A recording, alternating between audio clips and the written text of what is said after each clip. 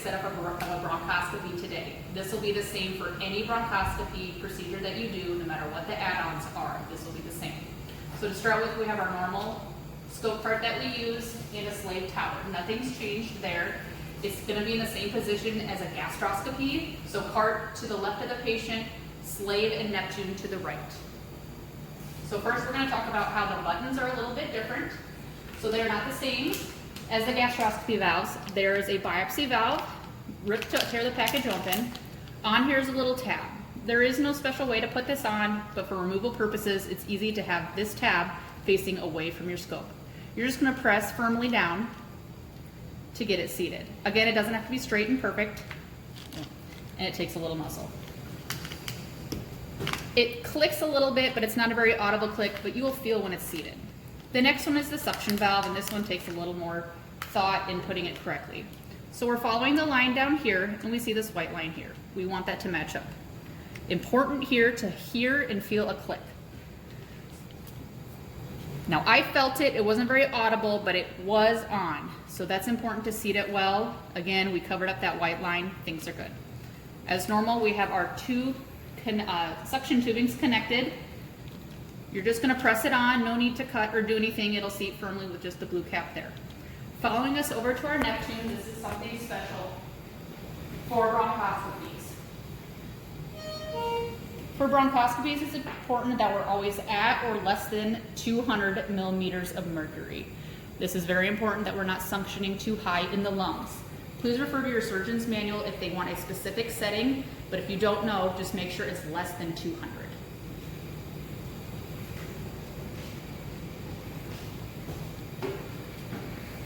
The next step you're going to do is spray with sickle spray. This is located in this pull-out drawer.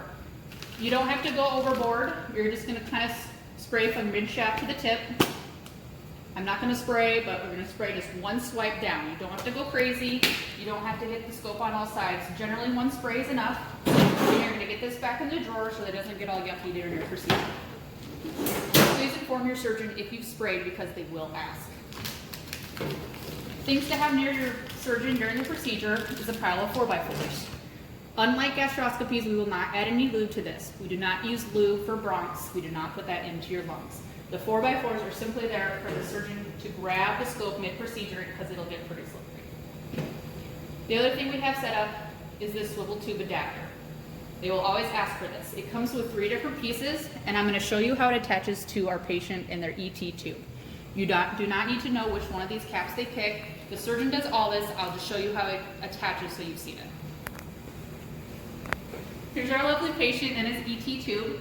It's an 8-0. You'll notice that during bronchoscopies, they select bigger ET tubes. Not a responsibility to know, but you'll sometimes get CRNAs ask what size tube they want. I just tell them probably an 8-0 if you can get it, because the scope's going to take up a lot of room in this ET tube, reducing their ability to breathe. So first they're going to put on the blue cap, like this. Your patient will be ventilated on this side, and they select one of these tubes. One of the holes is bigger, one of the holes is smaller. Again, not your responsibility to decide, but they select one and cap it. When they're ready to put the scope in, they uncap it, and the scope will slide in. Whatever one they don't choose, just keep nearby, don't throw it away. They may flip into it, but it's most likely related to a different procedure, and they'll only be using one, but for now, don't throw it away.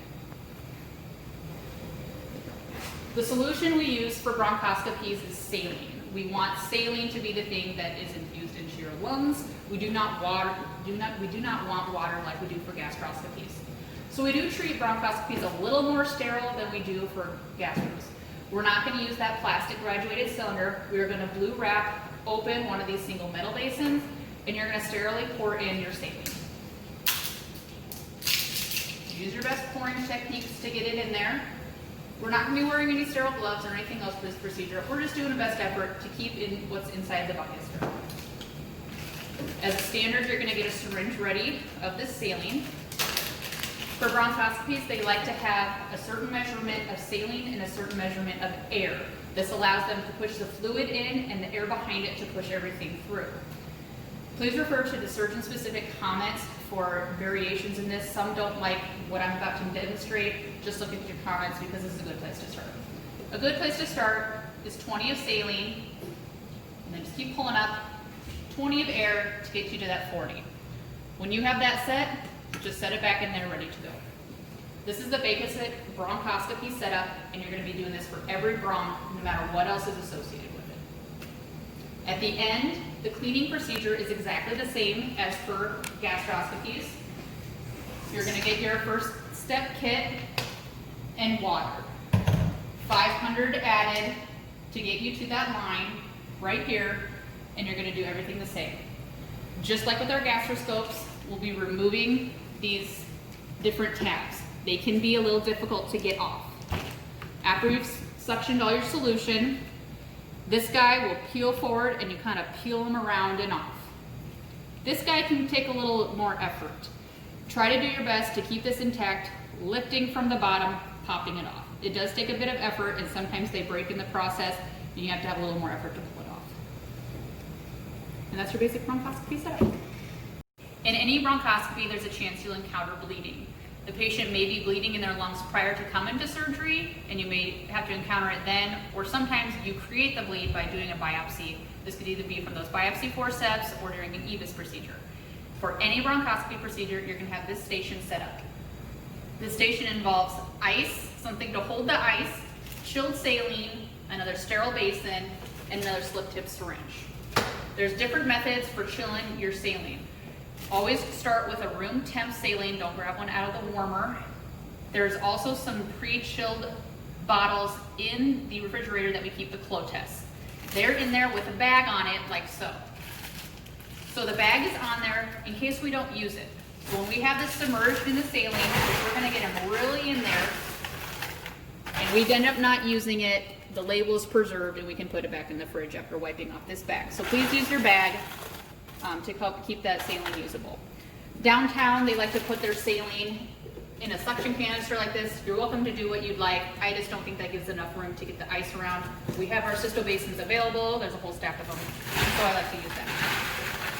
So if we come to the point that they ask you for a cold irrigation, you're gonna crack open your basin like you would in your normal setup, pour your chilled saline in there, get yourself another syringe. You're welcome to use your syringes that you've already used during the procedure, but it's nice to have an extra one back here in case that one's in use. So you're gonna pull up your normal amount, the 20 of saline, 20 of air. Again, adjust if your surgeon has something different to say.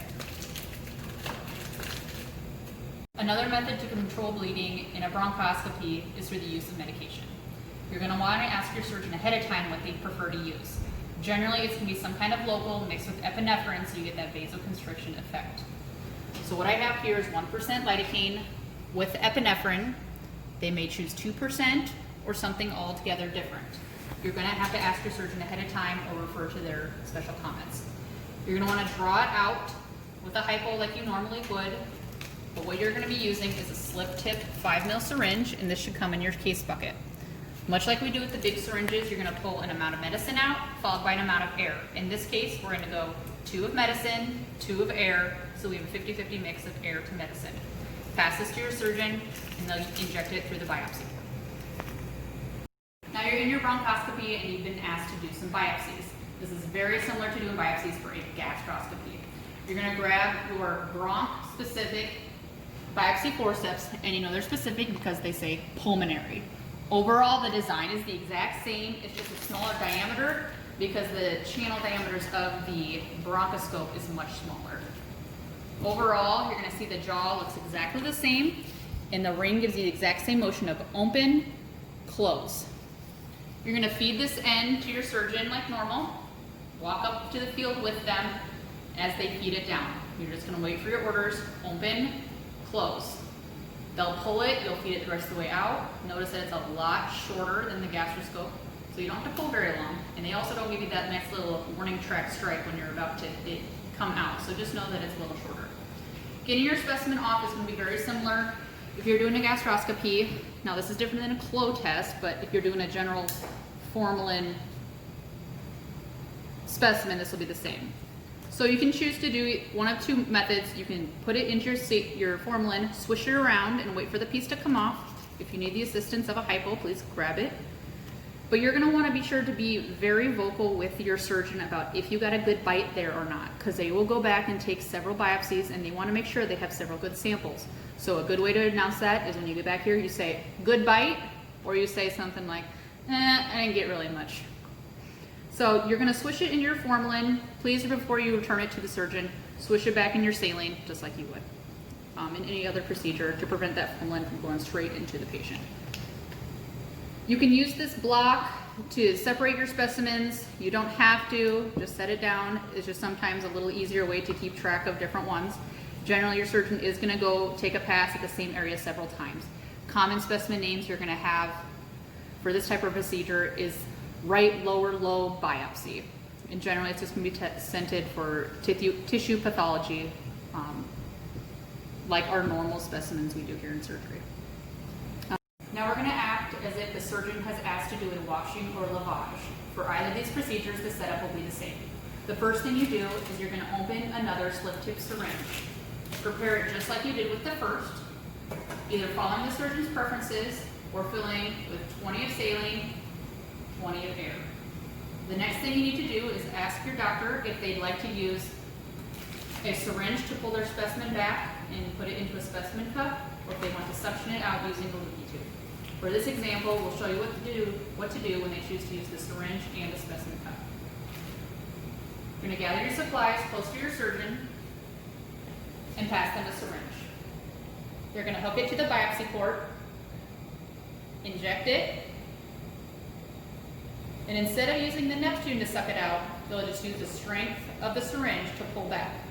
Now, a lot of times, you don't get back what you put in, so they repeat this several times to get to a specific value. This is our specimen, and you need to keep it safe. You're going to put it into the specimen cup, and no one likes waiting, so before you do that, you're passing back your new syringe. While they're injecting and pulling back on that, you're preparing your next syringe so there's no delay.